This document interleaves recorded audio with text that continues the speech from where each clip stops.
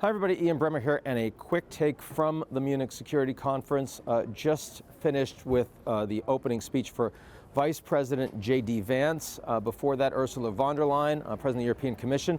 Literally standing room only across the conference. I can't remember the last time it was so busy, and so busy because so many people believe that the NATO and the transatlantic alliance are at a crossroads, are facing a time of crisis. First, the good news, the recognition on the part of the Europeans that action on their part is urgent, is pretty consistent across the board.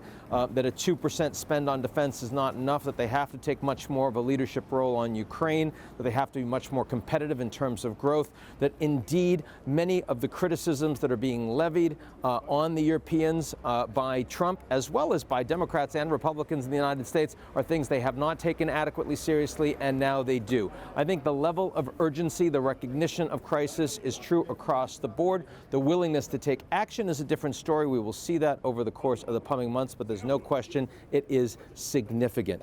Go beyond that to what JD Vance had to say. This speech did not include a mention of Russia and Ukraine. This is a speech to the Munich Security Conference. Two mentions separately of elections in Romania overturned by their constitutional court. Politicized questions about that, to be sure, but not a speech that resonated or landed well for the Europeans in the audience. They were getting a lecture on freedom of speech and democracy from the United States. They were not getting a sense of how strong and secure the alliance needed to be. JD Vance was talking about democracy for, as opposed to protecting from.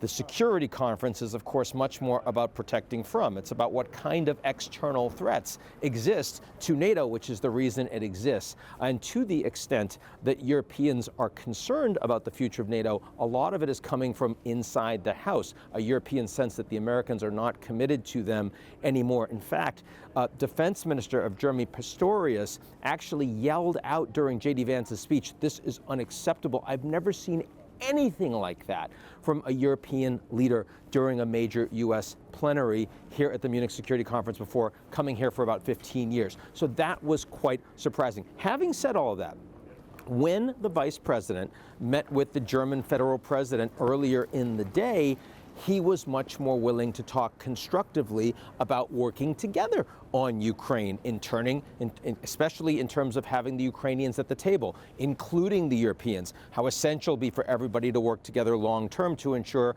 that the Ukrainians can be reconstructed, that they'll have security guarantees and defense. So to a degree, what we are seeing is a speech for Vance's domestic audience in the United States, as well as some of the anti-EU, Eurosceptic populists in Europe, including the AfD, the Alternatives for Deutschland, who, of course, their supporters going to the polls in a couple weeks, just like the rest of this country, Germany. But still, the level of tension here is extremely high. The level of trust has been reduced, and pretty much everyone I've talked to in this conference believes that the Russians today are in a considerably stronger position than they were in 48 hours ago, that the Chinese are in a stronger position than they were in 48 hours ago. And that's something pretty much nobody in this conference wants to say, wants to hear. That's it for me. I'll talk to you all real soon.